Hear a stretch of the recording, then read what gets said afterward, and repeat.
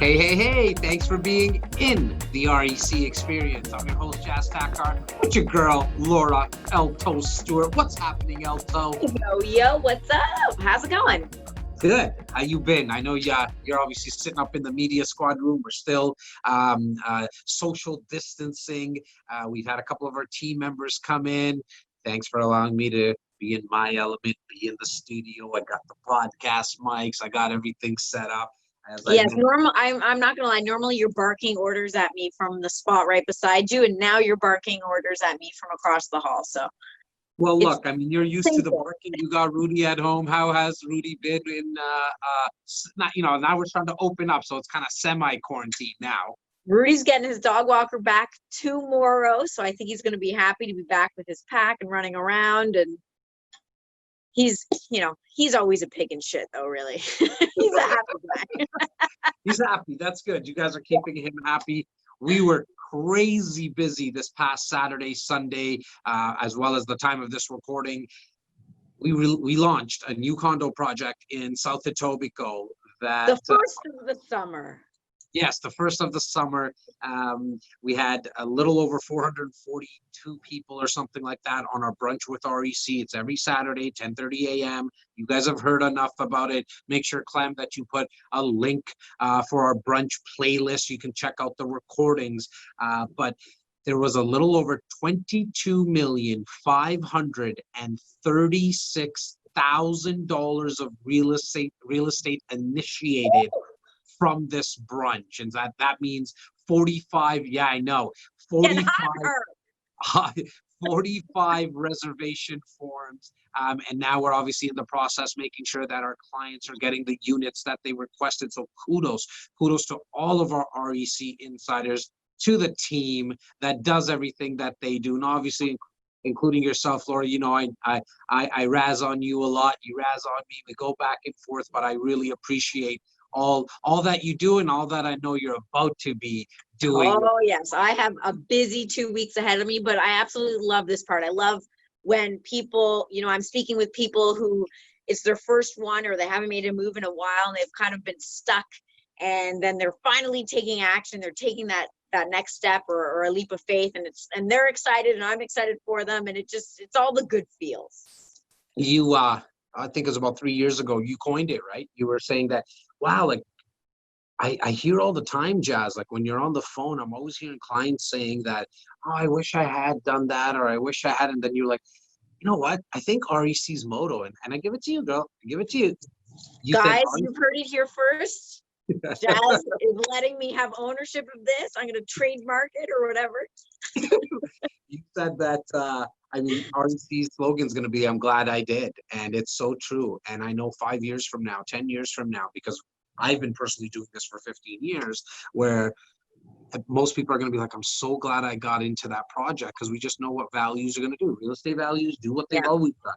They go up and down, upwards. And the beauty is, because, we do a number of pre-construction projects a year, the beauty is that, when we are dealing with a client, they're just not ready to make that move. That's okay. There are always projects that will be coming down the pipe. But the thing is that when those happen, we can kind of go back to, remember when we were discussing this project, you would have made X amount of dollars by now because the developer increased the pricing. And that's when they're like, oh, and that's when you get the, I wish I had bought, 4 months ago, but then they're doing it now. They're finally taking action. They're not going to be in that place again. So it's super fun. These are the weeks we live for. Our guest today, the episode you guys and gals are about to listen to or watch, if you're here on YouTube, or if you're listening while you're taking your dog for a walk, on the treadmill, driving, is no stranger to real estate. In fact, he owns a portfolio of a little over $1.9 billion. It's none other than Uncle G himself, Mr. Grant Cardone. So excited to have finally got him on our podcast. Us three, myself, yourself, and Grant and his team have been trying to coordinate this for over a year and a half. He was one of the original people when we started having people on our show, on the podcast, that we reach out to, and it just never seemed to work. And so this is long overdue for us, but it's super exciting. I mean, who has more energy than this guy? Yeah, he's definitely in your face, and I think for good measure, because he gets people to take action, and it's what we were just talking about, right? It's one of your favorite things to watch, is people taking that leap of faith.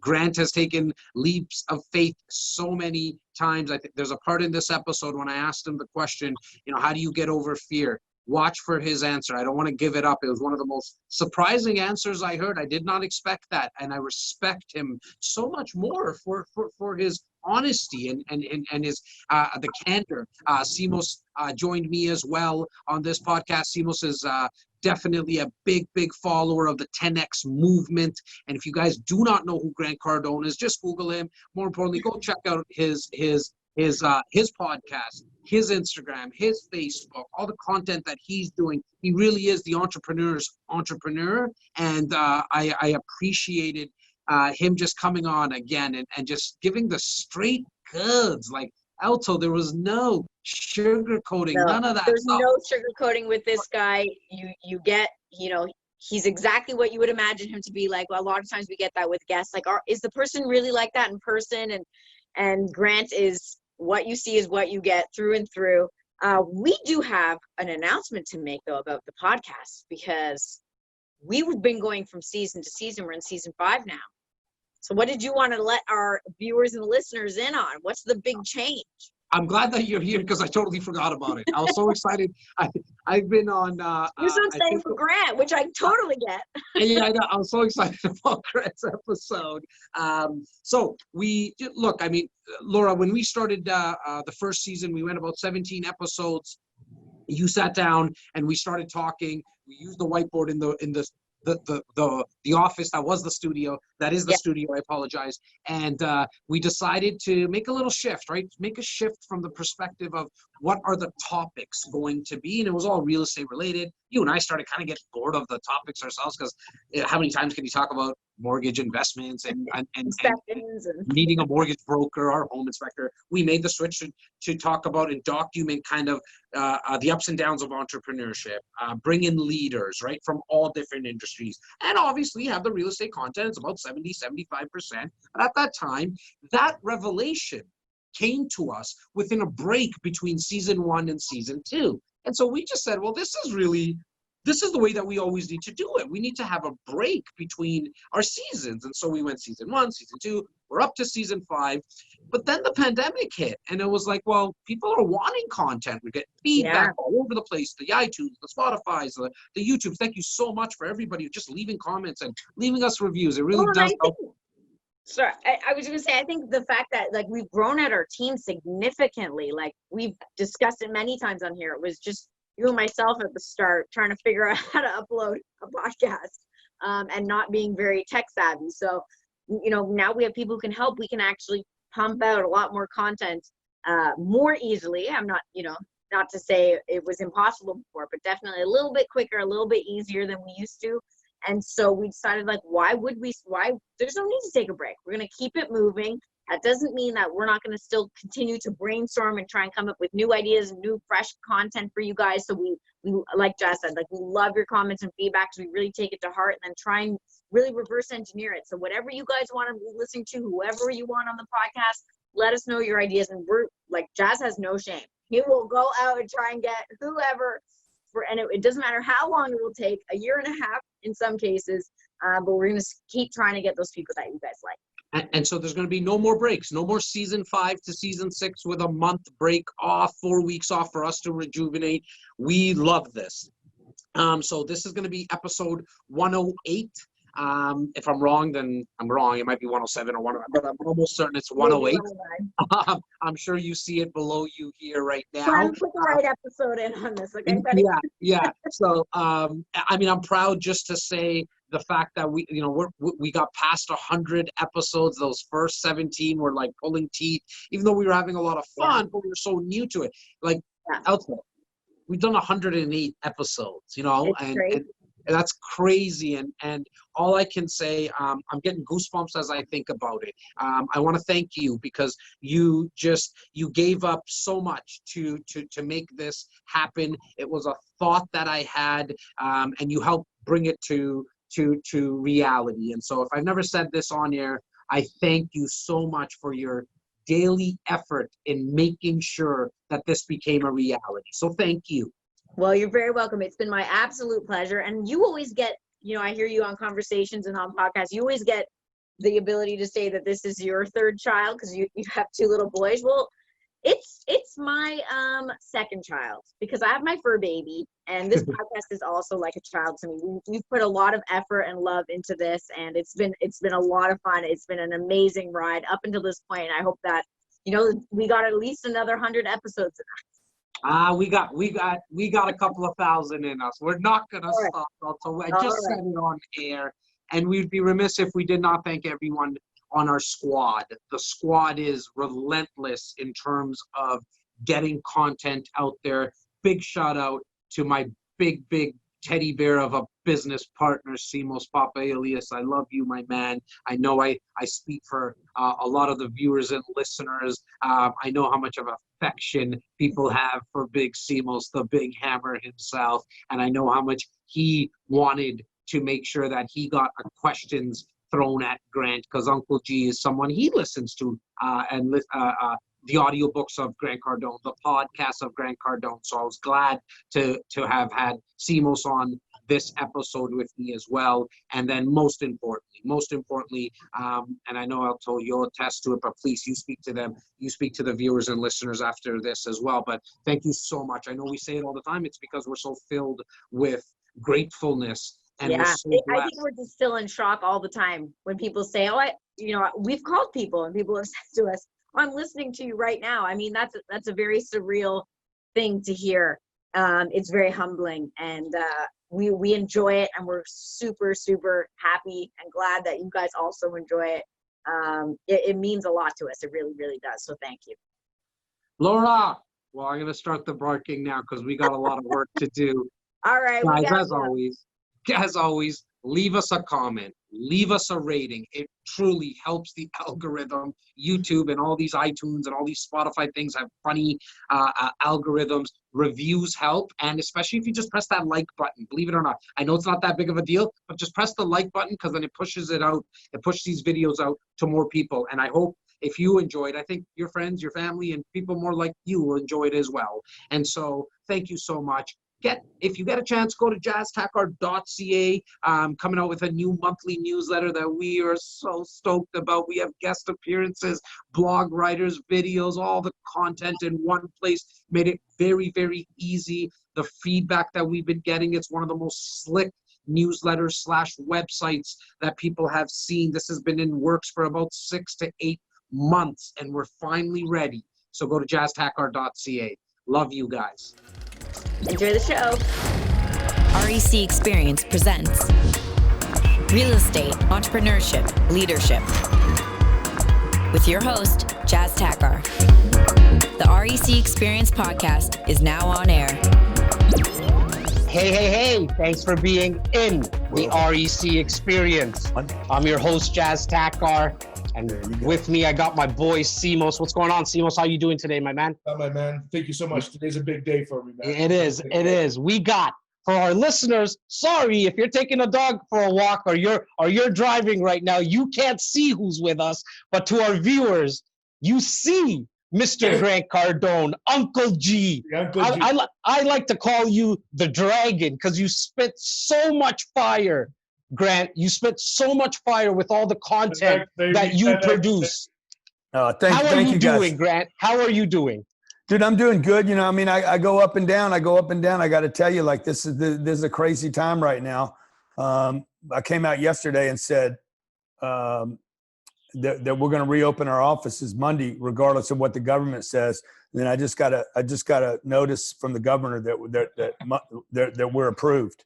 Awesome. Well, congratulations to that. Congratulations. I'm ready to get back to work, man, before North America's just going to black out. Like, I definitely agree. We're going to talk about kind of how you've been dealing with that. I did want to start off by asking, like, everyone, your beautiful family, everyone's safe, your friends, family, everyone's safe through this time. Yeah, everybody's good. Everybody's as good as we can be, but with so much uncertainty, let's keep it real. Like, 35 million people out of work in America. It's hard to do well when you know your neighbor's not. That's right. I couldn't agree with you more, man. And I'm worried about the 35 million people that are at work. I'm worried about the other 150 million people that have work and they're at risk, because this won't be rest in peace. This is going to be rest in poverty.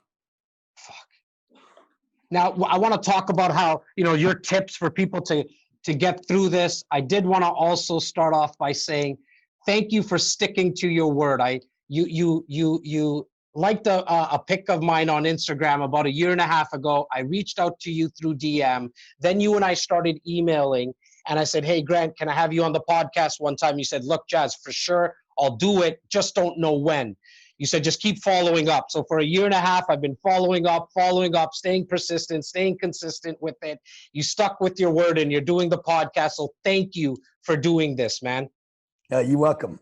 And for people like you're in the car sale business. You were in the car sale business and you used to sell cars. I did as well. We're no stranger to hearing rejection and hearing the no's. I've been saying a lot lately in podcasts that look, I've heard a lot more no's than I have had yeses, but it's those yeses that have changed the course of my life. How did you deal with all that rejection, Grant? Like, how do you deal with it now? Like, how do you get over it and just get past it? I don't know that you do. I think that's, I think people need to quit trying to get over it. Okay. Quit, roll with it and don't fight it. Like, don't just go with it, roll with it. It's part of the game. It's part of it's like, how do you get wet without, how do you swim without getting wet? It's not possible. Yeah. Right. So the best thing to do, we all know about tipping the toe in the pool.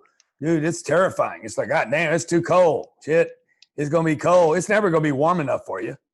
So the best thing to do is just drop in. Once you're in, you're in.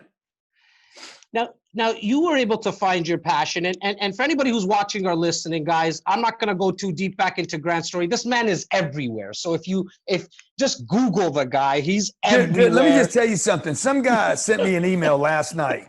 Okay. He's got this business that he said it's going to make me worth $10 billion.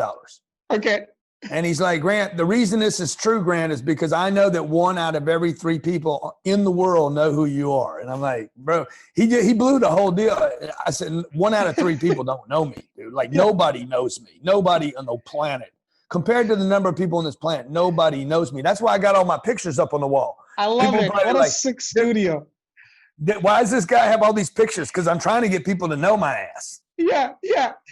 So talk about talk about your story then, my man. Like how did you become who you are right now? Well, look, I tried to make a living without people knowing me, and it's impossible. I didn't know this. I didn't know this until 2008, actually. I had been in business. I was 25 years old. I invested $3,000 in a program to teach me how to be good at my job. I was in a sales job that I hated. I was not good at it. And I was not good at it and I hated it because I didn't know what I was doing.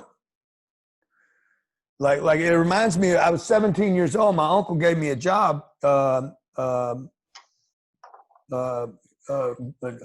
being a carpenter. Okay. I wasn't any good with a hammer. I didn't like my job. If you're no good at your job, dude, you're not going to like it. No. And I was no good at it. It wasn't because I wasn't meant to be a carpenter or a sales guy. It's because I didn't know how to use a hammer and I didn't know how to sell. I didn't know how to communicate. Like, if you don't know how to do something, a fucking broom is going to be overwhelming.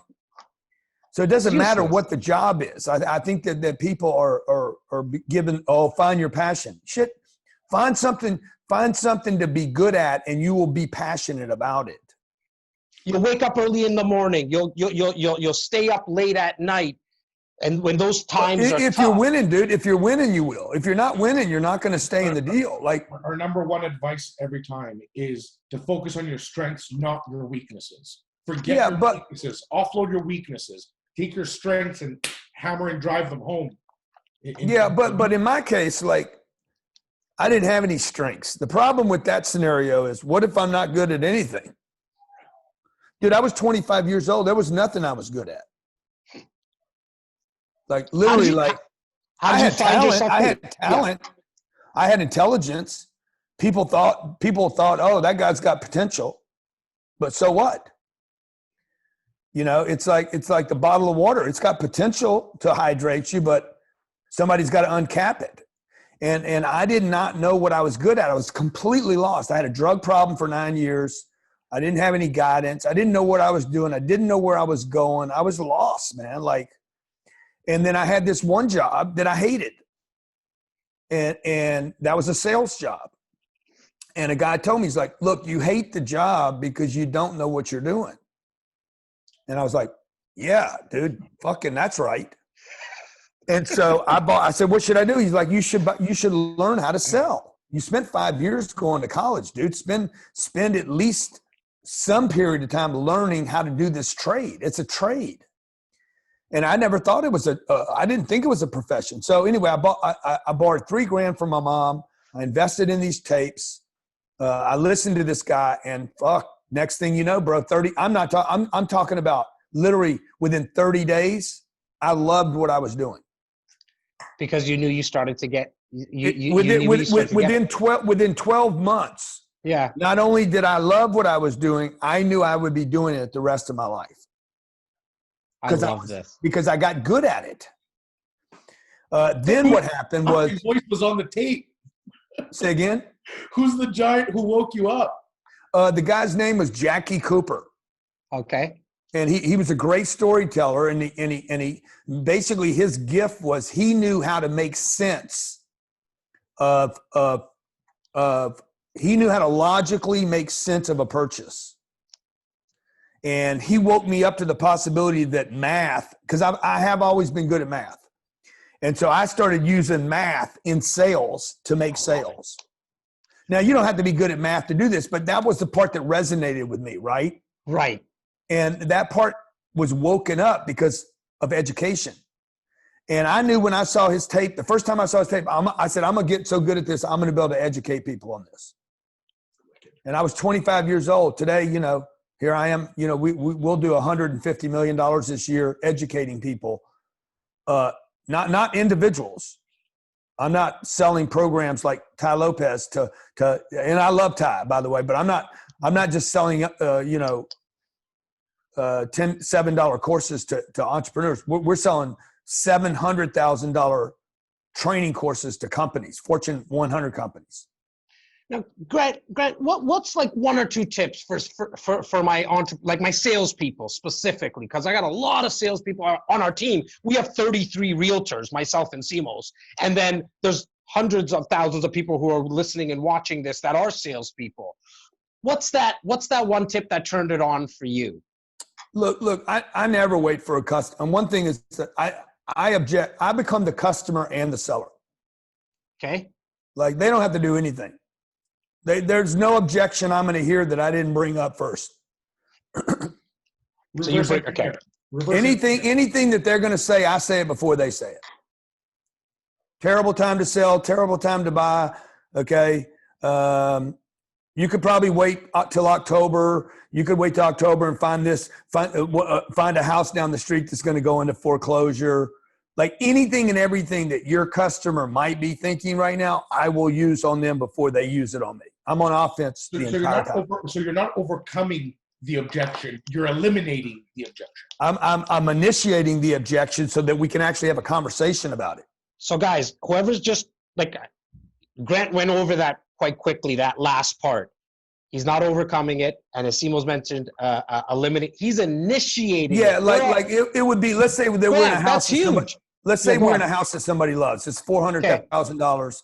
Okay. And then I'm going to ask them, hey, let me ask you guys a question. How could you possibly make sense of investing $400,000 at this time with so much uncertainty? Now, the realtor, the everyday realtor is going to be like, why would I bring that up? Because they're thinking about it, dude. Now, if I bring it up, then they get. It's exactly what they're thinking about. Yeah. Sure. So they're going to be like, yeah, we're thinking the same thing. Okay. Now, what I'm going to do now is I'm going to use the logic. Okay. Hey guys, let me show you a house down the street that I think is going to go to a bank foreclosure. Okay. Okay. It's going to go to the bank. I know what they owe on it. Okay. They owe $420 on it. The bank's going to write it down probably 20%. So it's going to be $340. You could probably save yourself 60 grand, but come on over here. I actually have the keys to it. You're going to have to spend 40,000 in the kitchen. They're going to probably trash it before they leave. It's not as good a location. Obviously, you guys can see that. It's at the end of the cul-de-sac, whatever the deal is. It doesn't have the wall, blah, blah, blah, right?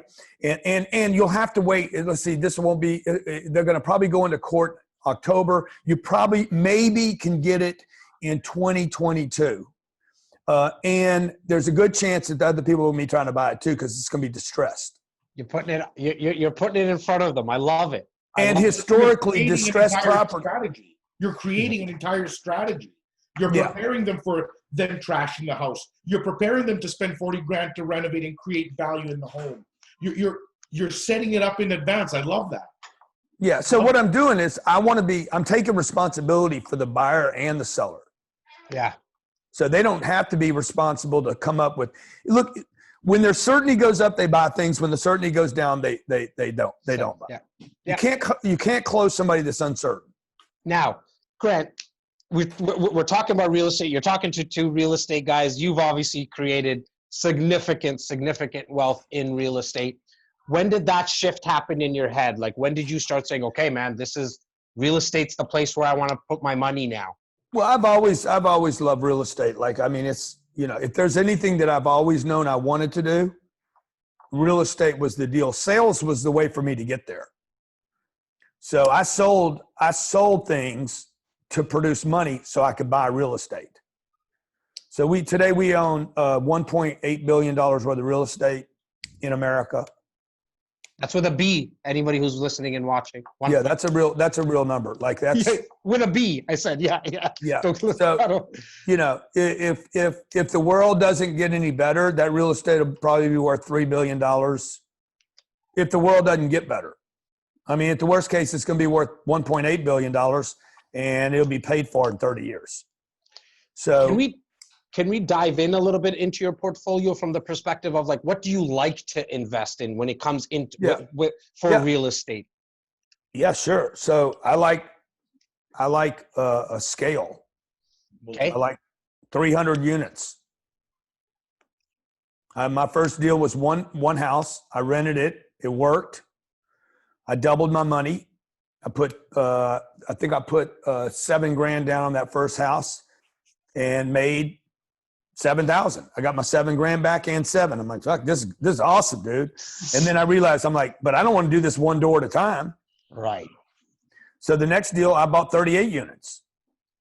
Like, that's a big jump, dude. From 1 unit to 38 units, right? That's a big jump. I love it. Yeah. I'm like, because look, you can double, whatever I put down. I forget what I put down on that deal. Whatever the 5%, $3,500. Okay. Like, you double 3,500, it's $7,000. I'm like, okay, next time I do this, I'm gonna double 350. My next deal, I put $350,000 down, and I walked away with $5 million. There it is. My first deal. Now, what's the difference? The birth of a bad man, right? Yeah, there. yeah. The birth of a bad man. When you got $5 million to play with, you walk different, you talk different. Well, now you're deadly. Now you become deadly out there. Well, now I'm on track. Now this is what I learned. Okay, see, the first deal, even though the first deal doubled my money, most people would be like, "I'm gonna go do another one of those." Well, that would have been stupid. That would have been stupid to buy another single family home. What I did was, I'm gonna buy one home. I'm gonna change the strategy to buying one place with 38 doors.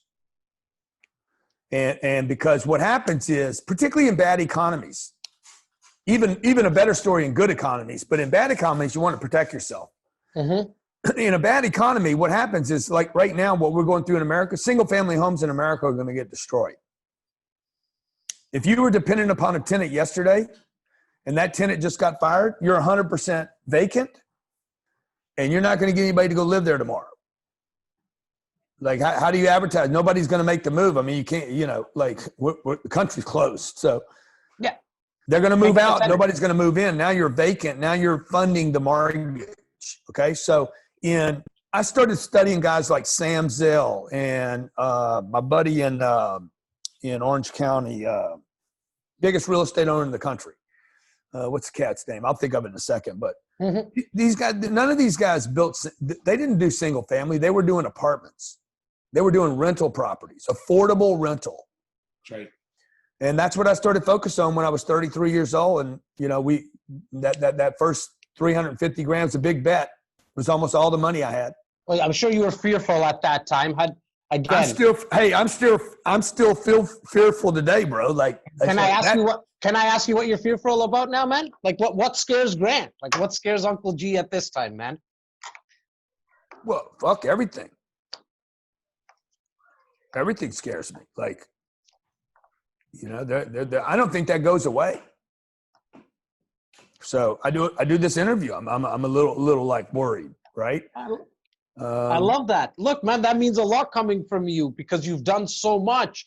Somebody's watching and listening and say, and I hope they you know, it goes into their head that no matter what, you might be a little fearful, but you sit in that chair and you do it. You fucking were fearful to invest money, but you did. Yeah, I mean, I got $1.1 billion worth of debt today. I'm a little worried about what happens with the economy. Sure. I got 107 employees here with $2 million worth of payroll every month. Every month. And the days just tick away, don't they? Yeah, I'm scared for my neighbors. My neighbor suffers, I suffer. You know, I get scared about the haters. People find time to hate on other people. I'm like, dude, what are you doing? Dude, you can't feed your family and hate on me. So true. And because the worse the hater does, like even those guys, like, you know, I worry about a lot of stuff in America. I worry about our politicians because I know they affect me. All this shit affects me. And so at the end of the day, look, I'm worried about me and my family. And so I'm a selfish human being. I'll admit it right now. I'm a selfish human being. It just so happens, I know the more people I help, the more I help myself.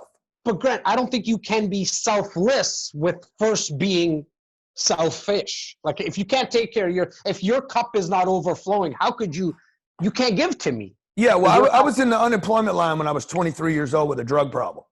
Mm. So I know what not taking care of myself does.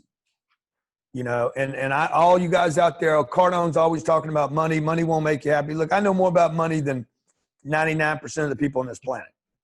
And you also know not having it. And I've lived without it. People should not give financial advice until they've lived on both sides of the rainbow. Fuck yeah. And you better have the stomach for it. You know what I mean? Yeah, but like, I mean, look, poverty doesn't buy shit. You can't buy anything with poverty.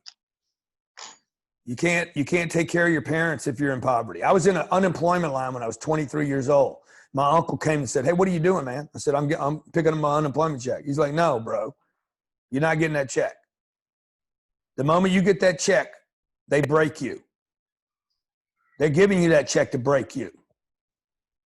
Okay? They're not giving you that check because they want you to help you. They're giving you that check to break you. It's like Vegas. My mama used to tell me, she's like, if they offer you insurance at the 21 table, at the blackjack table, just remember, anything they offer you in this city is not good for you. Free drinks, cigarettes, free room, free dinners. If they offer it to you, don't take it because it can't be good for you." Are you actively, just out of curiosity, at a time like this, are you actively looking for investments? Like every day.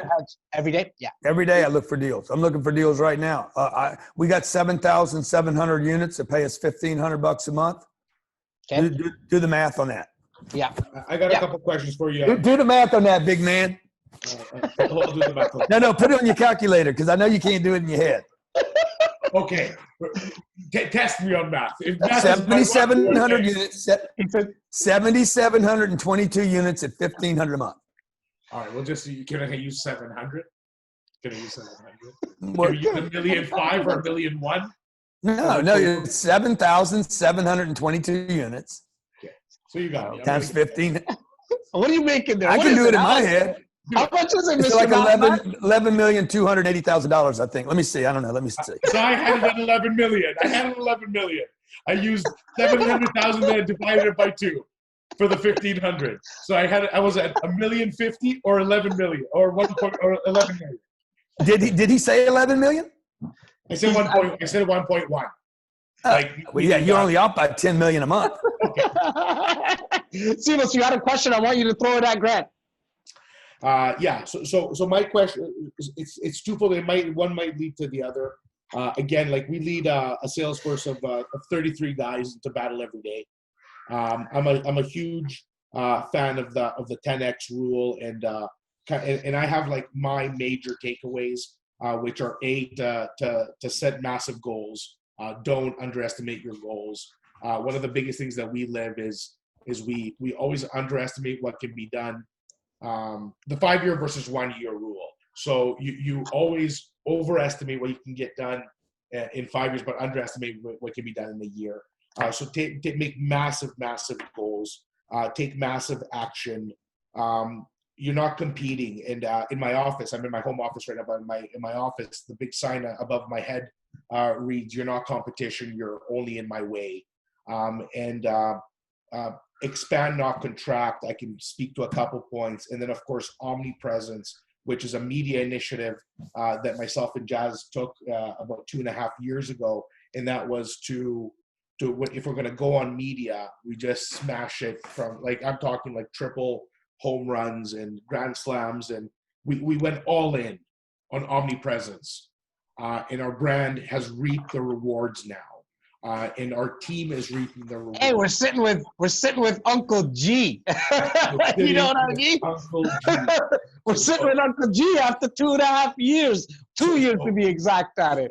And I will say, like, we've really taken the best of teachings from a lot of the people that we admire and adore.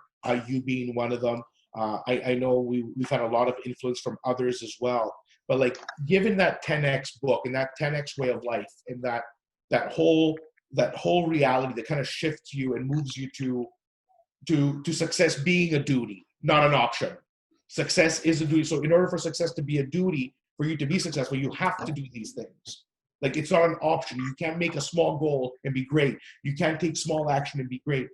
So when we're speaking to the team, our 30 men and women who lead into battle every day on the ground and keep going out there, COVID or no COVID, like economic meltdown or no economic meltdown, what's the number one from 10x? The number one thing, or maybe the summary put into words from never lower your target, man. Fuck yeah. You know, the COVID was not on anybody's battle plan. So I got to remind myself that COVID is just part of the journey. So it's probably not even real, but I'll leave that for another conversation. Yes. But hey, I got to remind myself of the journey. The COVID-19, the Wuhan used to be something I went and tried to get when I was in high school. That's all I could think about was Wuhan. People talking about Wuhan. I'm like, God damn, they got a place in China called Wuhan? Shit, that's all I looked for when I was 17 years old. I said, I want some Wuhan. And so look, you got to remember what the goal is. Never lower the target. A lot of people don't understand like what I'm saying when I say it. Like, it means, hey, COVID's got nothing to do with your target. COVID's a distraction. It's music to our ears, because we were tracking at the end of March. We were just looking at our numbers, and the first thing that I said to our kind of internal staff, just the support staff, not necessarily our agents at that time, was nothing changes. We are going to get to this number some way, somehow. Yeah. We will figure this out. Yeah. The only thing that changes is the energy required, right? You're going to have to, you now have, you've been stopped by whatever obstacles. So now the energy has to increase 10 times, maybe 100 times. But this was what you were referring to about we underestimate the obstacles, and we also underestimate our potential. Yeah. And so that's why I say, look, man, why you need goals that are so big? Dude, I need goals that are freaking giant just so I can end up with anything. Like if you really want to eat, go make you 10 peanut butter and jelly sandwiches, not one. And if you eat 6 of them, you can give 4 of them away too if you wanted to. Well, you know there's what I a mean? good Like, chance nine of them are going to go away in inflation anyway, or your kids are going to rob them, or the dog's going to steal them, or they're going to go back. You know, who knows what's going to happen? See, but everybody underestimates the bad shit that happens on this planet because nobody wants to confront evil. That's right. Nobody wants to confront it. Things like this are made to happen. This is not some, like if you don't believe in consequences, why would you believe in this? Not consequences. What's it called? Coincidences. Coincidences. Yeah. Most people say, I don't believe in coincidences. Yeah, I don't believe events like this just happen. This one's different. Like it's not 08, 09. It's different. Fuck. It just, 08, 09 was made to happen. No shit. 9/11 was made to happen. Okay. The oil embargo of 1983 made to happen. Like these big contractions are wealth redistribution, man. That's right. And if you're not a big boy, if you're not either a big boy or think like the big boys, if you don't play this game the way the wealthy play this game, you're going to get whacked right now. So what is one to do? What is one to do? They're watching and they're listening to this right now, Grant, and saying, man, like I lost my job. My business closed down. Study wealthy people right now. Do not listen to every fucking ho-hum influencer on Instagram. Go balls to the wall. Research. And know who you're not going to listen to. So, I was listening to Dan what was the Dan, the poker player guy? Dan Bazillion. Bazillion. Yeah. I wondered, somebody sent me his Joe Rogan interview. I'm like, that's great, dude. But I can't get anything out of that. I'm not going to have 17 chicks. I'm not bringing 17 women to Cabo. I'm not going to screw 5,000 women. I'm not going to go to a casino and win $54 million. Playing poker. It's not my deal. So I have no business watching it. Like it's like people need to say, no, not for me. Okay. I watch another guy. Somebody sends me this guy. He's an influencer. He's very influential, has a lot of followers, does a great job on Instagram. He talks about not making money. I'm like, can't watch it, bro. It's not my deal. So 2 things I would tell people: never lower target. Number 2, like you need to put some filters on, and you need to be like, who are my guys? Shut up the noise. Just be very focused on what you're listening to. Study the most successful people on this planet. What are they doing? Tell me what Elon's doing. Tell me what Bezos is doing. Tell me what Warren's doing. More important, tell me what they're doing, not what they're saying. Right. So what does Warren do? What does Warren do? Warren sells the airlines. Warren said he would never, ever buy the air. Warren was saying buy airlines only to sell them. Watch what he's doing is right. Yeah, watch what they're doing. Before that, he goes, buy airline, puts the stock up, bang, sells it. What's up now? Yeah. So for years, though, he said he would never invest in airlines, and then he did. Yeah. But here's the difference. He made a mistake, and he made a mistake. Then what happens, though? They get whacked. The cash flow's at risk. Really, what's under that whole story is Warren Buffett buys cash flow. Now, I'm not going to buy the airlines. I'm not going to invest in Coca-Cola. But how can I use that principle that Warren Buffett has used for years? Buy cash flow. And, oh, by the way, when you bought something that you thought was dependable and you see the cash flows at risk, sell it. He didn't wait. He didn't give a shit what he told people 2 weeks or 2 months or 2 years before. He's like, fucking dump it. Get it off my books. See, most Americans don't do that. They're going to carry the shit on their books forever. They make a bad decision. They just drag it along. Their brothers, cousins, employees. You guys probably got somebody on your staff out of 30 people. You probably got 2 or 3 that you've been wanting to cut for a long time. You just drag them along. We've had that in the past. Definitely, my man. Definitely. Yeah. We for whatever reason, right? Like just to let emotions get involved, history, all that kind of stuff, right? And then until you released it, you weren't able to let the new come in, right? Like, yeah, that's right. Now, I wanted to be so respectful of your time. Where can somebody go and listen to you and get your program or like get more content of you? Like, where would you, somebody who hasn't heard of Grant Cardone, they're like, who is this guy? He sounds like I want to get more information. I mean, sounds like somebody, he's the information that I want to put in my head. Where would you direct them first? Yeah, well, I would tell people that don't like if you don't like what you're hearing right now, you should definitely follow me. Yes, I agree. But the thing to do, I mean, I'm on all the platforms, right? So you can find me on, just put in Grant Cardone. But if you really want to learn, okay, it's not on TikTok or Instagram. Yeah, if you really want to learn, go to either join my mentor program. Every Thursday we do a mentoring program, grantcardone.com/mentor. You can join that. I think it's $1,000 or something. Cardone University is free. You get 2 weeks free, and then you can decide whether you want to join. It's 800 segments of content. Basically, everything I've been learning for the last 30 years. I come in my studio, have a little studio right here, and we come in, we produce content, and we drop it on Cardone University. That's a program that companies pay us anywhere from $30,000 to $70,000 a year for. You can get that for free. You can get that for free for the first 2 weeks, just to confirm? Yeah. Okay, yeah, you get it for free.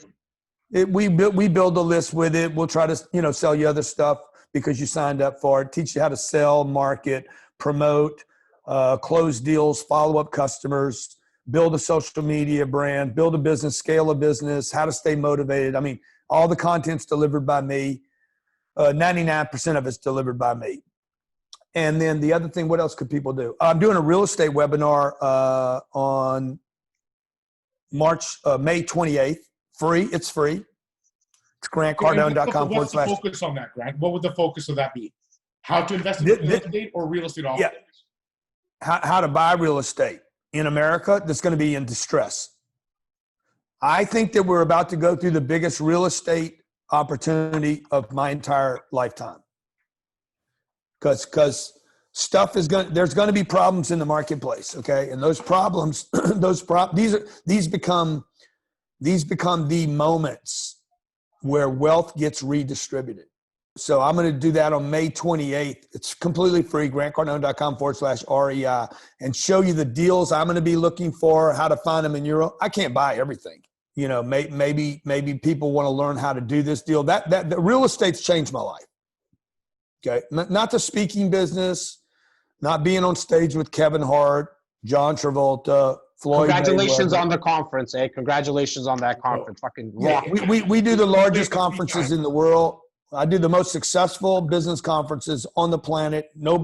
Tony wouldn't say it, Kiyosaki, nobody would say that I don't do the most successful. If they do, they're lying. So as an FYI, that's the one thing, because I couldn't make it to Vegas. I bought it. I watched it live. I have the finished version. I've watched it with Jazzy.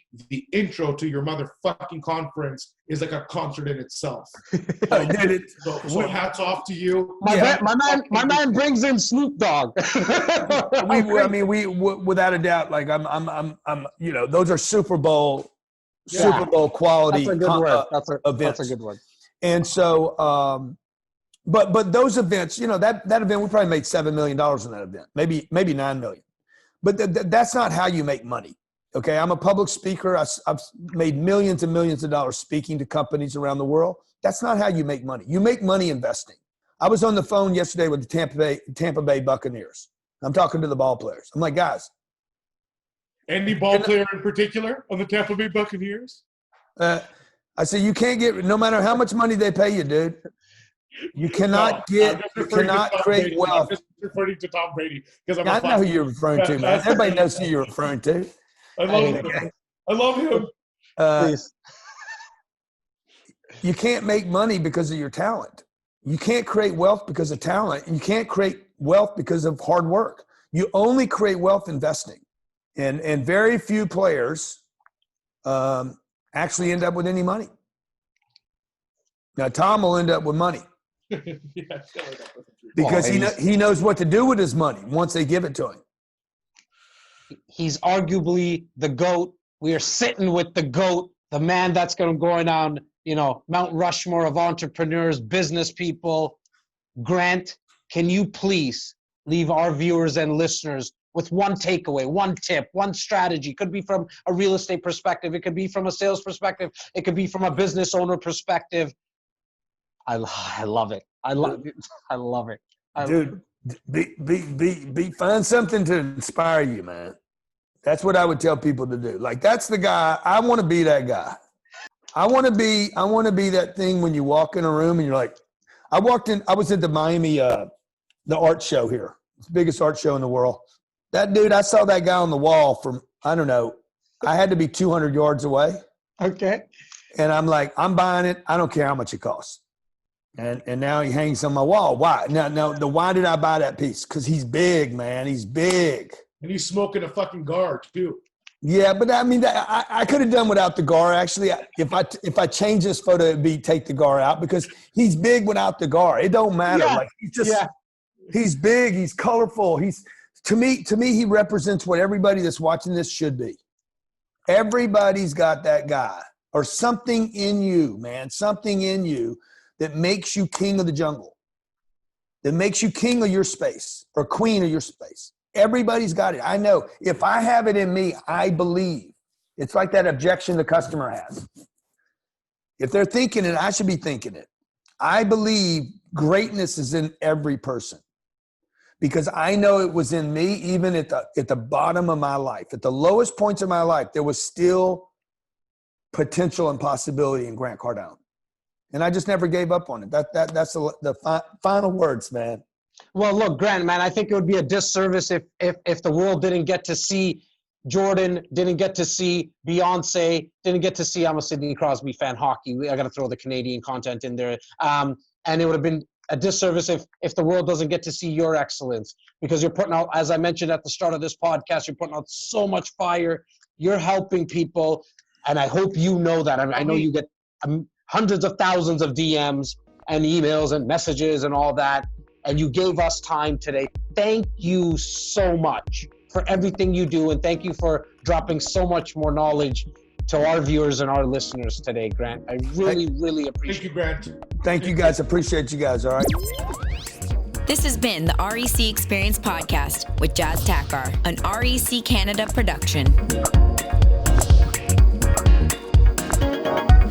Hey guys, thanks so much for watching and listening. Please take a second right now to subscribe and follow us on whatever podcast platform you're watching or listening. It means the world to me. Thank you.